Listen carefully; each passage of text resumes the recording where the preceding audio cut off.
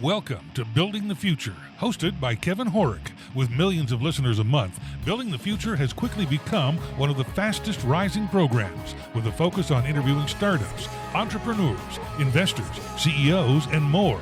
The radio and TV show airs in 15 markets across the globe, including Silicon Valley. For full showtimes, past episodes, or to sponsor the show, please visit buildingthefutureshow.com.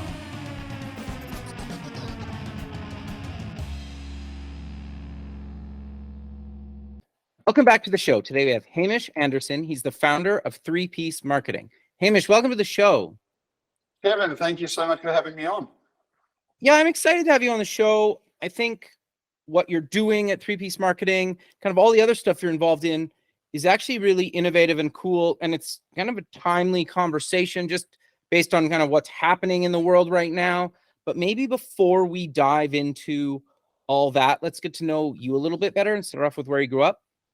Sure, absolutely.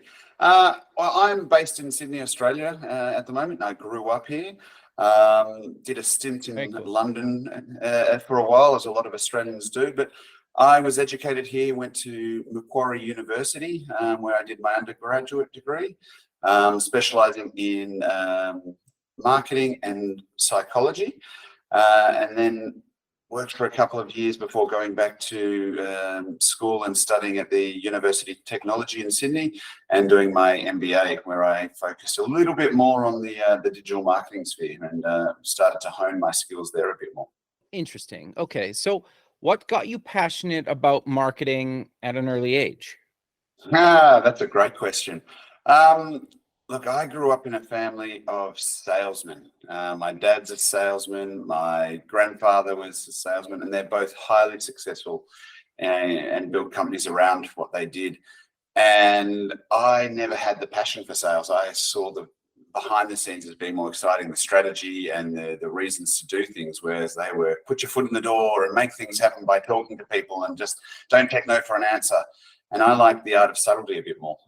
So I think marketing drew me because I heard all about the sales and the things that it could do, but I liked the nuance of why people thought things or why they wanted to do something. So I got into it that way, I suppose, because it really ticked a few boxes for me.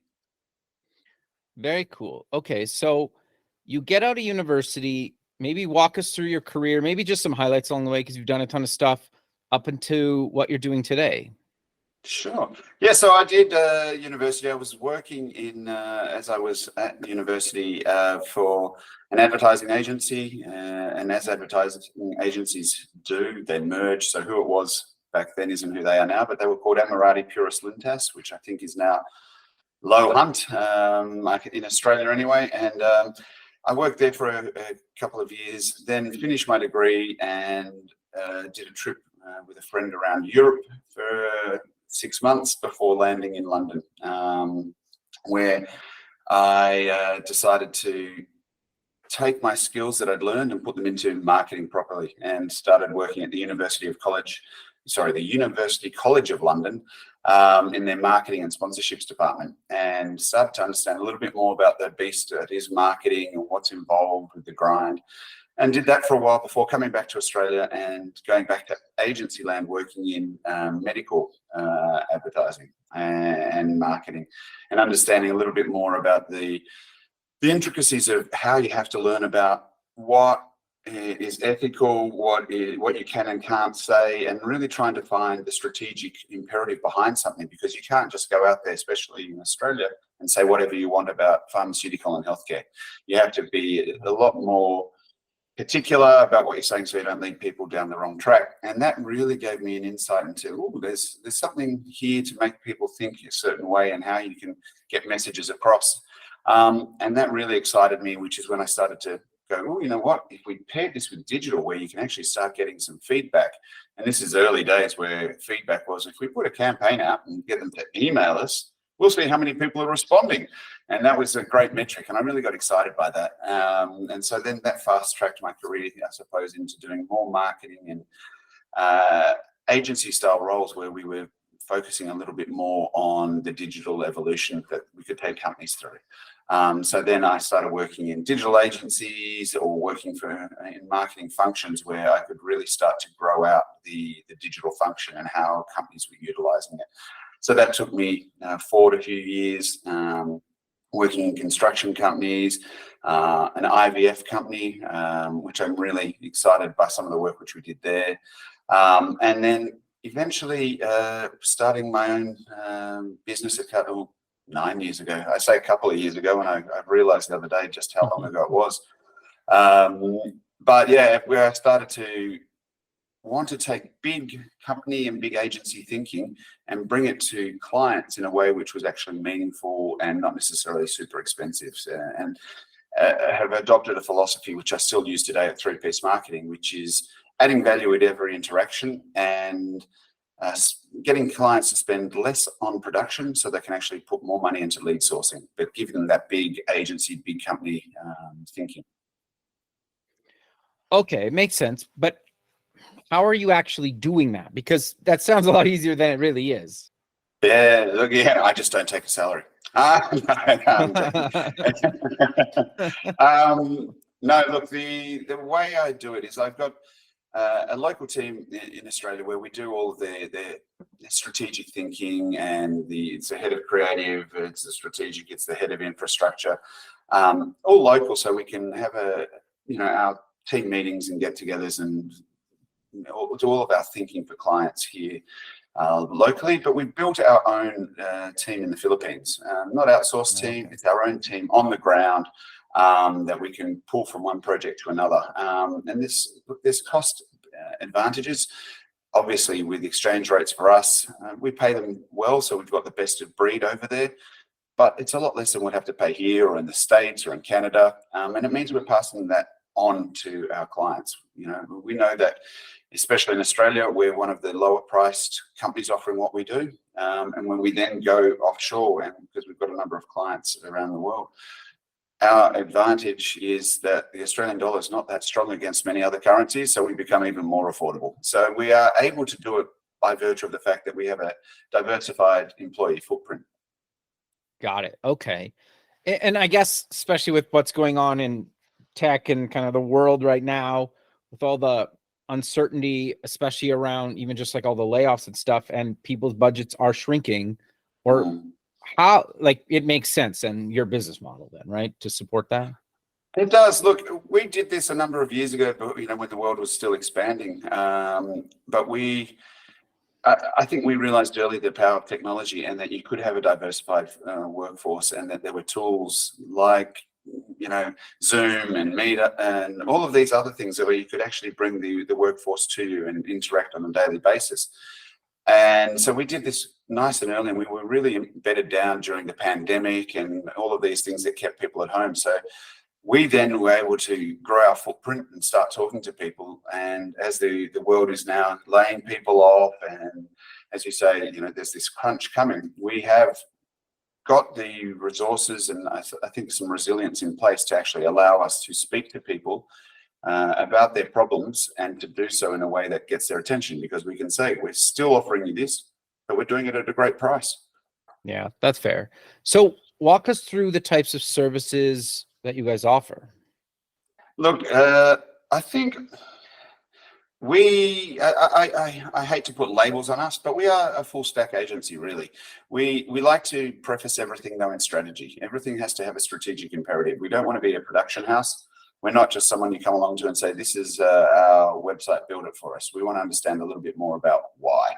What is the audience persona that we're talking to? Is this UX and UI going to talk to them and actually achieve your goals? What are your goals? Not only from a marketing perspective, but one of the things I learned in my career is that often that marketing function gets left out of the boardroom, and there's a pivot that's made, and they're like, oh, we're going to do this. And you sign off at the beginning of the year, and halfway through, they're like, oh, we forgot to tell you, we've actually gone left here, and you need to catch up. So we want to understand what business goals are. We regularly check in on those, and then we make sure that the marketing goals are aligned to that. And once we understand that, and as I say, the imperative behind those, we then put campaigns in place. So we will build the website out, but we've put those adjustments in place to make sure that it's a little bit more interactive and it's speaking to the right audience. And then we'll build campaigns that support that. And we look beyond just, the tried and true. It's not just about Google. It's not just about Facebook or Meta. It's not just about TikTok. It's where is your audience? How can we reach them? And how do we talk to them in a way that engages them? So we really want to bring all of that together and make sure that we're lining those boxes up to bring the best value to our clients. No, that makes a lot of sense. And I'm curious to get your thoughts on this. And if you run into this all the time, I deal with a lot of startups and whatnot, and even just some businesses that have been around for a while. It boggles my mind how much their stuff does not match each other. And I'm not talking like subtly, like, one campaign or their trade show booth is orange, but their app is like all green, for example. And you're like, sure, they might match complementary color-wise, but they look like two separate companies. And am I correct in that? And how important is it to match? Oh, it is. I have a mantra that consistency is the key to success. And that comes across everything from your color palette to the tone of voice that you use to the campaign that you're putting out there.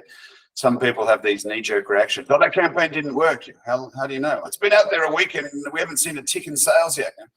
Okay, let's step back. What is the general purchase cycle? How much are you asking people to spend? Let's look at these things that will actually affect their decisions. And one of the things that will affect people's decision is the trust they have in you. And if they don't feel that they can trust you because you're orange on the stand and you're green in email and then you're blue here, or your tone of voice is condescending here and it's lighthearted over there, they don't know who you are. You come across as neurotic and they're not going to trust you. So 100%, one of the big things we're pushing with our clients at the moment and in our discussions with potential new clients is, how consistent are you? Is your tone of voice the same? Are you putting out things in social media that don't have any harmony with what they're going to then come through your website and see? If your messages are disparate, if your color palettes, your font usage, whatever is all over the place, people are going to think you are, and they're not going to engage with you. So you're spot on, Kevin. We're totally on the same page there. Yeah, no, it still boggles my mind, even though we're talking about it, is how many people just don't seem to care or make time for it. And to your point is, if nobody trusts you, it doesn't matter how great or how many features you have or whatever. If nobody actually logs in or signs up or pays you a nickel, it doesn't matter if you have one feature or a million features. Yeah, that's right. And look, we boil it down, and look, given your background in UX and UI, I mean, I try and take some of those things and say, UX and UI is not just about how you interface with something. Think about it when you go into a brick and mortar store. Yeah. If you go in and you look at a pair of jeans in the window and you walk in and the salesperson says to you, "Hey, how can I help you?" And you say, "I saw that pair of jeans in the window." And they say, "Yeah, go find them out the back." That user experience is pretty crappy. Yeah. And if they say, "Yeah, the blue jeans," you're like, "No, they're red in the window." And, the green ones? The blue ones. I'm talking about the blue. If you confuse people in store, or you do that on your online store, whatever, they're going to hate you. So yeah, we boil it down to, and same as I'm sure you do, make sure that there's 7 components ticked off from a UX perspective: usefulness, desirability, accessibility, credibility, findability, usability, and value. And then we say, if you're not consistent with all of those across all of that all of the time, you're going to disenfranchise people, and that's not going to be good for business. No, that makes sense. So walking through those, at what stage do you typically like to work with a company, or does it not really matter? I think that we will work with anybody at any point in time based on a key proviso. They have to be ready to challenge the way they're thinking already. Yeah. If you're doing marketing and you're coming to us going, "Oh, we just, we've done this in the past and we just need you to do the same." Why are you changing agencies, or why are you using it? That doesn't make sense. You need to be willing to embrace change for us to push back on you with the view that we're not doing it to be contrarian. We're not doing it because we're going to want to extract more money from you. We're doing it to get the best results possible. And, it's like if you go to a doctor and you get a diagnosis that's less than what you expected, you're not going to take that first doctor's opinion. you're going to go to a second one and get a second opinion. And you should do the same with your marketing. We encourage people, speak to an agency, then speak to us and speak to someone else. We're confident enough in what we're telling you, and we believe in what we're doing, to say that even if you speak to someone else, what we've said to you is right. And we hope that you'll come back and talk to us because of multiple factors. Yeah, that makes sense.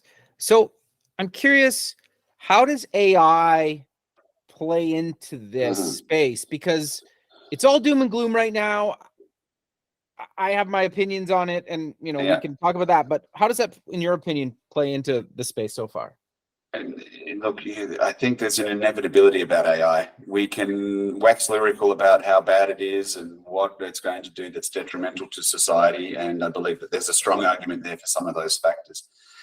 The truth is, though, I don't think it's going anywhere. And it's about how you can get ahead of the curve and use it in a way that is advantageous and ethical. And I think those two things need to be hand in glove. Look, AI is going to change the way people obviously producing content first and foremost, whether or not that's just written content or it's going to start moving into, we've all seen AI created images. There's AI now with interviews that are being put out. There was the recent, debacle around the Michael Schumacher interview where he was interviewed based on previous interviews and it went out as a new one. There's a lot of that unethical aspect to it out there. I think it's about embracing it and using it to actually want to communicate with your audience in a way that's meaningful to them. If we lose sight of the fact that at every interaction, marketing is and business is about engaging other humans, and we just rely solely on technology, whether it's reporting mechanisms, AI, or other, we are losing the human side of marketing, and then marketing is going to go down the pipes. I think we need to understand it's a tool, but it is not the whole engine. Yeah, well, and I always argue too, we've been using templates for things for years. Yeah. Sure, it doesn't generate that one custom to my needs. I needed to start somewhere and evolve it, but now it's just down the road a little bit further, right? You still need to, if everybody has access to the same tools for free, basically at this point, well, everybody's just moved up a level or two. You still need to add that human element, or it just doesn't matter because everybody's putting out the same content. Really? That's right. Absolutely. I totally agree. And it's like that argument many years ago where people were moving into SaaS and the cloud, and I don't trust my data in the cloud. And you're like, why? Oh, because it could be stolen. I said, you've been working with the cloud for years. I have not. I said, have you been using email? That's in the cloud. Yep. They're like, oh, I didn't think of it like that. And it's one of those, once the penny drops, people get it. And I think that there's still this negativity around the whole focus of AI, which is still scaring people. But you're right. If you don't step into the benchmark, which is lifting at the moment, you're going to be left behind and then play catch up or have to pay for expensive tools. So the key is now to understand it. And even if people are listening now and they think, I don't want to use it, learn about it. Because if you don't learn about it, you're going to get left even further behind. I also think too, people are already using it and they don't even know they're already using it. Like Google Keynote was just ending as we were getting on this call, and they're building it into search. Neva's had it into search. Other things have had it into search. You're going to start, it's going to be in Office right away. It's going to be in all your Google products. Like you're just going to be using it and you're not even going to know anymore. Yeah. They're all using it, and whether or not, Microsoft is building it into Copilot and doing all of these things as well. And it doesn't matter what tool you use, because you're using one of the big boys ultimately, you're going to be using it and not even realizing. Totally. I'm on the same page there. Interesting. So I want to get a little bit into what advice do you give to, because like a lot of people that are founders or startups or kind of newer companies will listen to the show. What advice do you give them to maybe start down the marketing kind of brand building and lead generation path? Because all those things are very important, really hard to nail, especially when you're trying to still figure out product market fit. Yeah. Look, we have a couple of tools that we utilize to help these businesses, but one of the most important questions that we ask as part of one of these tools is work out what you know about your market and work out all the things that you know, from who they are to what they like to where they consume. and then look at what you don't know about them. Now, do you not know that what they're doing after they get off the commute from on the train on the way home, or do you not know what other products they've used in the past? Build those lists together, and then work out what do you want people to know about you, and then more importantly, work out what they don't know about you already. Because when you start figuring out what you don't know about them and what they don't know about you, you actually have this information divide that you can start filling. There's a void that sits there between those two normally.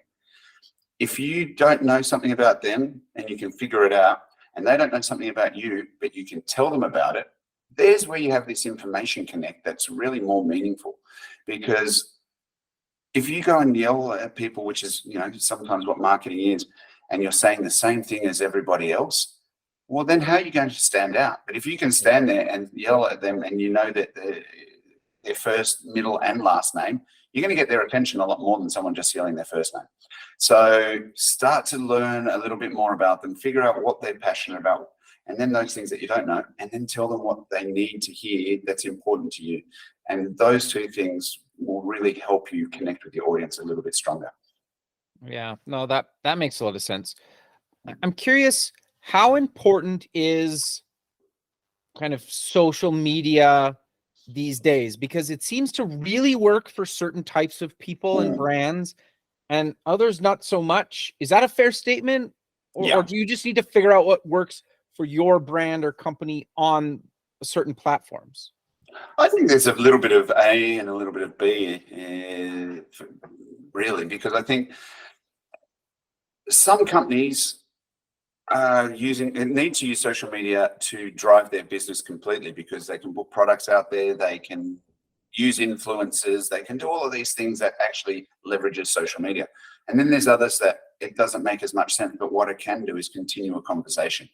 If you're a business where you're relying, you have a longer lead time on decision making, let's say it's buying a car, you're not going to be selling cars through Instagram or TikTok, but what you can be doing is talking about their product advantages and showing how it can be used and doing all of these things, which adds another touch point to their decision making. It's, another brand reminder. It's all these other things. So I don't think that whether or not you're on social media or not, there's conversation happening.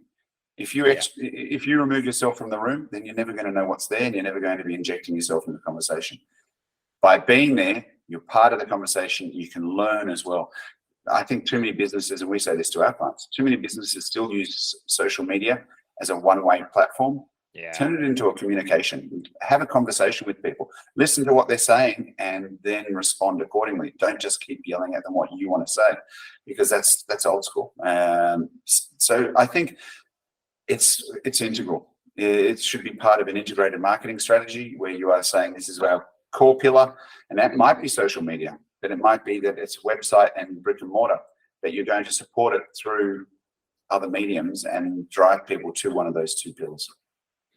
No, that makes a lot of sense. And yeah, you're creating content for the platform is also super important, right? Like so many people post the same video or whatever across like Instagram, Facebook, YouTube. LinkedIn, sometimes that works, sometimes that doesn't work, right? I agree, and I'm glad you brought that up. Sometimes it will work, and it depends on the nature of the content that you're putting out there.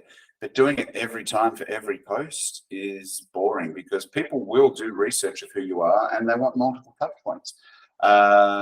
If you are putting out the same content all the time, you're not speaking to the audience in the frame of mind that they're in. I use LinkedIn during my professional hours, but when I'm going home or at home, I don't want to be seeing the same post on Facebook or on YouTube, because my mindset's different. So talking to me in the same way is not going to get my attention. I'm a dad at the end of the day. I talk to my kids in a different way to how I'm talking to you. I'm still the same person, but I'm not going to need to have the same conversations with you as I do with them. So talk to me differently as well, because I'm a human and I want to be spoken to in the mindset that I'm in. And if you're just beating me about the head with the same message, I'm going to tune out faster. Yeah, that's an interesting way of putting it. I never really heard it like that. Like, talk to me. Like, that's smart. Okay, interesting. So thanks. I'm curious about some ideas around maybe lead generation, because what have you found that's worked? Obviously, probably different things work for different industries and who you're trying to target. But what are your thoughts around, some of the more traditional stuff like the cold calling, cold email, towards maybe just trying to run some ads and everywhere kind of in between? Or what are you seeing and what's working, or what advice do you give to people? I think I'll ask a quick question. Are you asking for what's working for us or what works for our clients? Maybe both. Yeah, and the reason I ask is it changes. If I talk about clients first, every industry is different, and we work with clients across healthcare, construction, agriculture, hospitality. Everything's going to be different how they go out and get different customers and different clients. For us, we're dealing with all these different industries, but they're looking for marketing. So when we build campaigns for them, it might touch on all of those things. It might be cold outreach. It might be utilizing a database. It might be Google Ads. For us, we're using, I can proudly say, around 90% of our business is word of mouth and repeat business. And that could be someone who we worked with in organization A, who's then gone to organization B, and they've taken us with them. Or they have said to organization C, I've worked with Hamish and the team before, they're awesome, you should try them, and we build our business that way. The rest of it comes down to, and networking, I think is a large part of that as well, getting out to, when you could, industry events and talking to people. And as I said, I think earlier, one of the things that I'm passionate about is adding value at every interaction. Whether you're a client or not, if I can add value, and same as now, if I can add value to someone who's listening, then I think that I've done my job for the day. And I see that as being important. Do we do cold outreach? Emails, phone calls, etc.? Absolutely. If I see that there's an opportunity and I've looked at someone's website or social presence and think, you could improve it by doing this, sure, I'll reach out and I'll get someone on the team to do the same. Because I think that sometimes you don't know what you don't know, and you might be doing your marketing thinking this is humming along, but that's a business with 60 people, but it's been led by mum and dad for the same 35 years, and they've been doing it the way they've done it, which is great, but they haven't kept up with the times. They're not using AI or social media to the extent because they've done it in-house and they don't know how to do best of breed, and they've never invested that into their business because they've never needed to. But now the crunch is coming, there's competitors, AI, if they don't evolve, well, then they're not going to keep up, and they don't know that sometimes. So yeah, cold outreach will absolutely work sometimes. Interesting. And obviously you would just basically try a bunch of different things, see what works and doesn't work in industry. Yeah, look, everything's there. Every industry is different. Everybody's different. And, if anyone, taking tips from this, I would say just because it hasn't worked 10 times doesn't mean that you shouldn't try, because I can have the same conversation with 10 different people in a room about politics and no one's going to see eye to eye with me. Why are they going to see eye to eye with you on a product that you're talking about? It's all, nuanced. It's all very particular to each person. Don't give up. Look at refining, of course. If you're sending out emails and you know that you've got tracking on there and you've got no open rate, well, then of course tweak your subject. Of course, change the time of day you send it. Try those factors first before you throw the baby out with the bathwater. Don't just go, didn't work, change this completely. Use market intelligence and the data that you get back to actually figure out where you can chop and change in an intelligent way. It's not just about, marketing has become a precision tool. Don't use blunt force trauma to try and get your way. No, that makes sense. I also find that people expect results now, because we're such a now society these days, and it can take weeks, months, sometimes even longer for some of this stuff to start working, especially if you're in a software sales cycle, and sometimes clients don't buy for 18 months. Mm-hmm. Procurement cycles will change, and you need to take stock of that. I mean, I used to work in an IVF industry, and was, I proudly say helped change the conversation around that as part of the team. But one of the things we recognized early on was that the decision-making process for someone who is unable to conceive and then considering their options and then making a decision is 18 months. if we run a social campaign, there's no tracking in place that, would be able to track that 18 months down the track necessarily. So we had to look at changing the metrics that we use to understand how are we changing the conversation? Have we changed it online? Have we got more people talking about it? Those things are as important. And over time, what we did was we actually put more messaging out there because people didn't recognize that there was such a stigma in this industry, talking about inability to conceive or falling pregnant, and there's so much secrecy about it, that we needed to change that. And what we did in doing that was we actually brought the decision-making time down from 18 months down to 14 months. Those 4 months are huge for someone, especially if they're trying to fall pregnant, because those 4 months can be a make or break in some instances for some families. Or it's also, you've got 4 months extra that you're not in this limbo of heartbreak. So, we change those conversations and we change the metrics that we measured at that point in time. And that becomes important as well. So don't necessarily just think, oh, I have to get them buying at this point. Look at your decision-making cycles. Look at the procurement times, as you said as well. Those things, can you change some of those factors? So it's not, if it's a software cycle, it's 18 months. Is it usually 12 months to get in the door? Can you get that down to 11 months? And is that a win? Look at some of those factors as well. Yeah, that's interesting, because I find sometimes like startups come up with this innovative idea, but then they're not innovative about how to get the word out about it. It's not like you launch this product and 1 million people rush to your website and hit buy, right? But there is that mindset still sometimes, especially if you're a non-technical founder, I find anyway. I totally agree. Every founder is more passionate about their product and their business than anyone else will ever be. I try and be as passionate about business, my clients' business, as they are, but I never will be. I'm not as invested in it as them. But there is a beauty in that for them, because it's about getting them to tap into that and then extract some of that information that I don't know that I can take to market. But in doing that, explaining to them, what? You are passionate and you have all this to offer the market, but we need to take a slower approach. You didn't get from where you are or where you were to where you are today overnight. You didn't just conceptualize this and it happened like that. No, nor is anyone going to hear about it and snap their fingers and suddenly want to buy from you. It's going to take time, because they need to learn. They need to consider who you are because you're new to the market, or they don't know about this new industry or this new product. Give them time to develop confidence, and confidence is only going to come through consistency of message, consistency of brand experience, and by telling them something that they don't already know and how you can solve that for them. And when you do those things, it's going to take time, but it's going to be more rewarding for you at the end. No, that makes total sense. So I'm curious, what advice do you give to somebody that's maybe later stage, maybe been around for a number of years, their stuff's a little bit all over the place, and they're trying to rein it in and maybe they have an internal marketing person, but like sometimes having a fresh set of eyes and maybe some external people come in and try to help clean that up, because sometimes was maybe partially the marketing person's fault. Maybe they're new in the role. Maybe they had no control over it. Like, what advice do you give to kind of reining it all in and trying to get everything matching, like we kind of talked about earlier, from look and feel, tone, everything? Because that's a daunting task. It's sometimes it's a horrible task, because people don't know where to start, and they're like, oh, it's a mess and we don't know why. And it's okay, let's step it back. If we strip everything back, what is it that you want to be known for?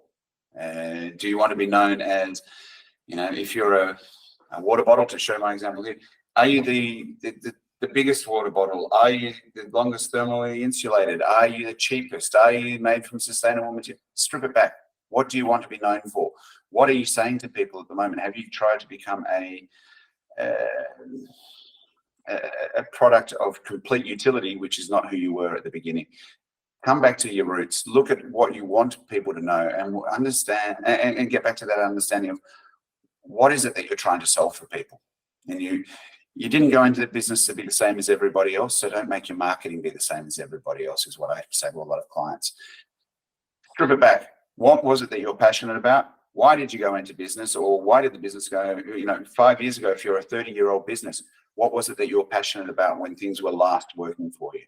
And where did you change that approach? And then is that where we can then see that when you introduced a water bottle that was suddenly only for cold water drinks and not a thermos, did that then change things for you?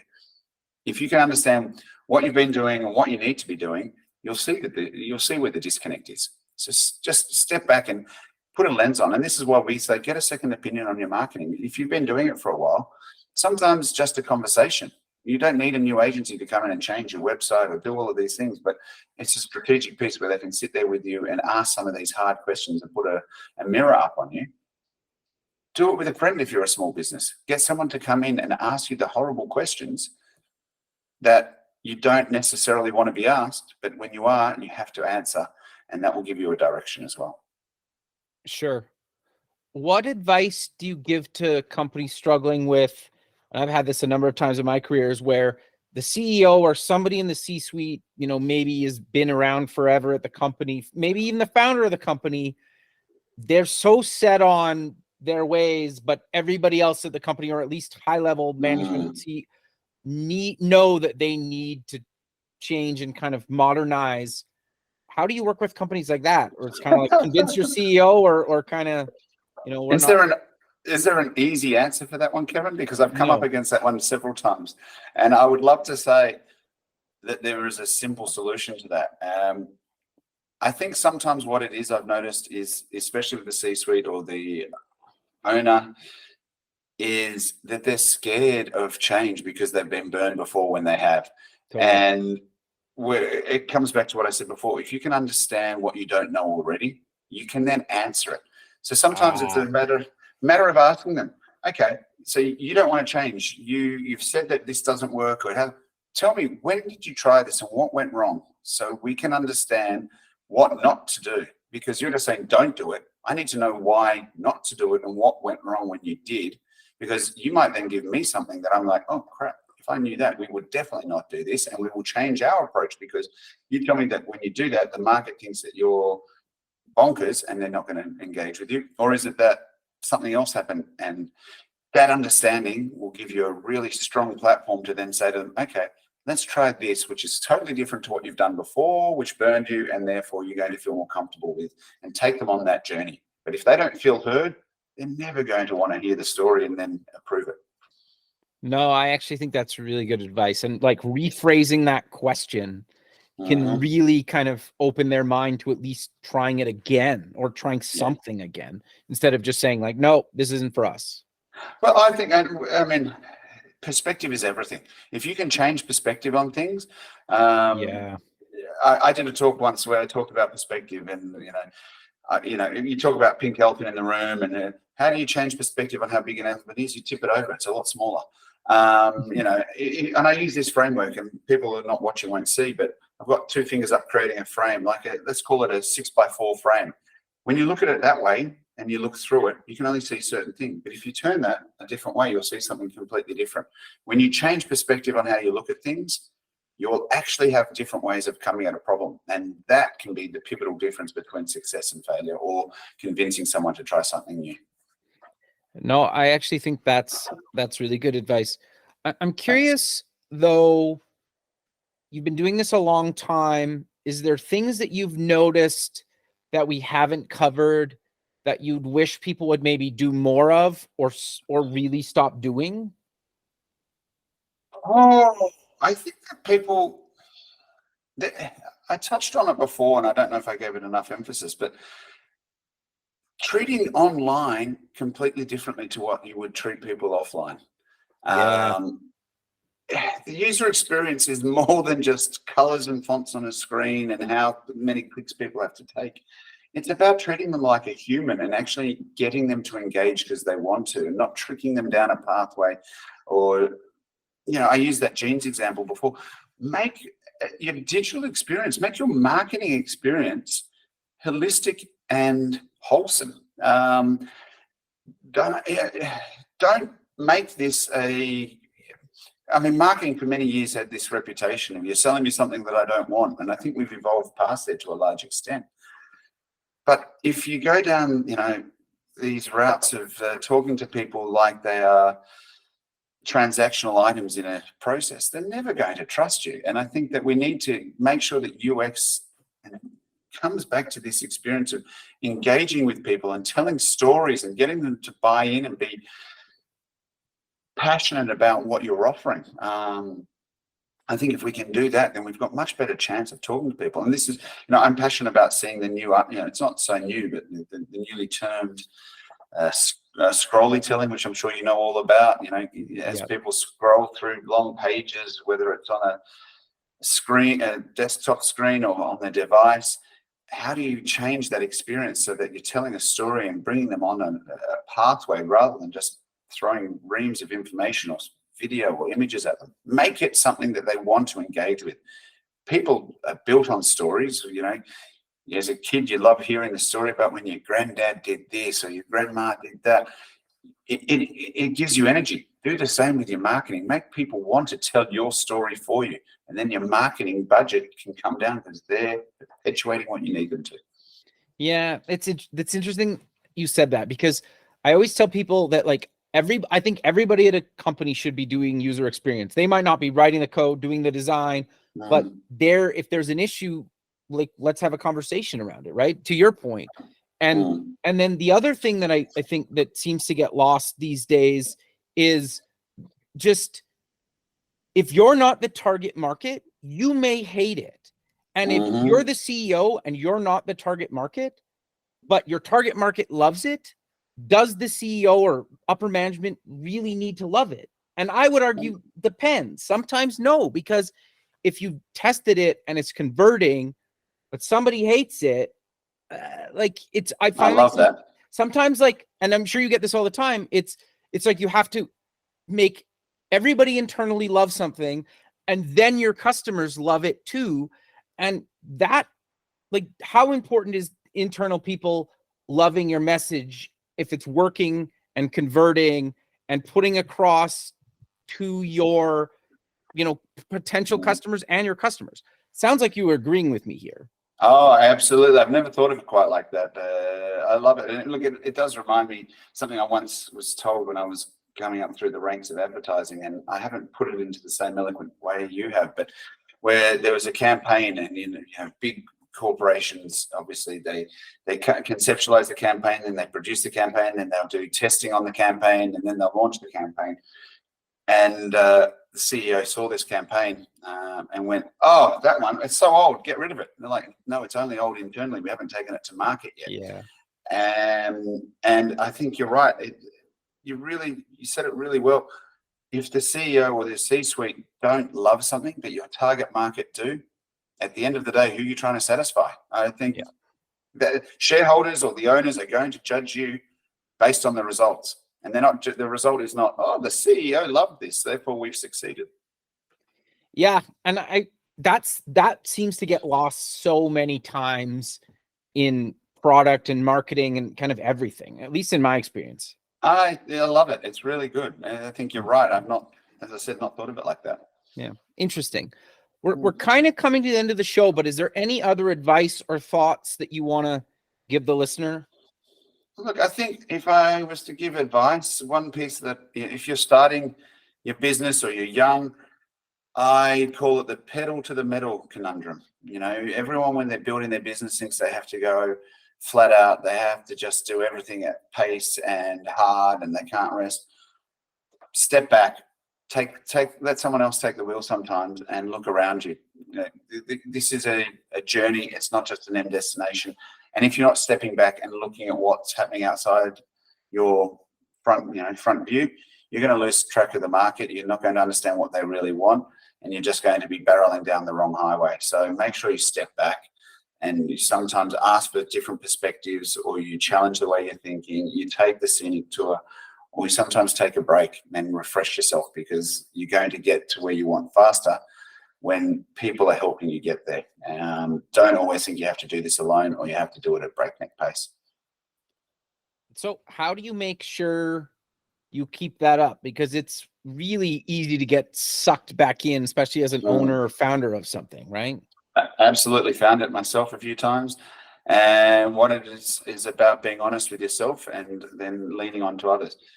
Get yourself a business mentor. Talk to your husband or wife about, hey, when I get like this, I know I'm stressed, so I need you to dial me back. And if I'm saying, no, I'm fine, force me to do something to get out of my comfort zone, which is business related, for a day, a week, whatever I'm telling you. Speak to a friend and say, I need you to give me a health, not a physical health check, but a business health check once a month by asking me these 5 questions I have to answer. I won't give them to you, but I have to step back and do it. Whatever it is, people know themselves better than we will ever be able to assume for them right now. But test yourself by getting out of your comfort zone and getting someone to hold you accountable. And if you can do that, then you're going to actually have a way of making sure you're treading on the right path at all times. That's that whole thing. When you walk through a desert, you think you're going in a straight line, you look back and you've been going curves everywhere. If you stop and look at it all the time, you'll go in a straighter line, and because people are helping you. Yeah, no, I think that's actually really good advice. Just having somebody close to you that you can check on you and even talk you off the ledge sometimes, right? Yeah. You're like, you have a bad week or whatever month, and you're like, I'm just going to quit this. And then have somebody objectively say, whoa, do you actually want to? Like, let's talk this through, right? And look, you know what? Have a reservoir of good things that you love about what you're doing so that you can remind yourself, because it's easy to see the bad when the bad is happening, but it's not always easy to see the good. Just remind yourself of why you're doing this in the first place, and have a list. The same way that you have a list of things to hold yourself accountable to, have a list of things that you love about it and that you have achieved or will achieve because of it. It's not all bad, doom and gloom, that you have to look at and hold yourself accountable on both sides. It can be the good as well. No, I think that's really good advice. But how about we close the show with mentioning where people can get more information about yourself, the company, and any other links you want to mention? Look, yeah, if people want to jump on, look, we website is probably the easiest way to find us to start with, 3piece.marketing. That's the number 3 spelt out, THREE. and PIECE .marketing. Jump on, you'll find all of our details there for our socials, etc. We're undertaking a new website revamp, so they might come and give us some feedback on that. I'm always going to be open to that because our current site's a little bit old. Give me feedback as well. I'm happy to hear it. But I'd love to, speak to more clients. We're working with clients across the world, across Australia, across Asia. So wherever you are, don't think, they're in Australia, they can't work with us. We definitely can. So if you need, some advice, a thought, a question, please reach out. Perfect, man. Well, I really appreciate you taking the time out of your day to be on the show, and I look forward to keeping in touch with you, and have a good rest of your day. Thanks very much, Kevin. It's been great to be here. Thank you. Okay, bye. Thanks. Bye. Thanks for listening. Please visit our website at buildingthefutureshow.com to join the free community, sign up for our newsletter, or to sponsor the show. The music is done by Electric Mantra. You can check him out at electricmantra.com and keep building the future.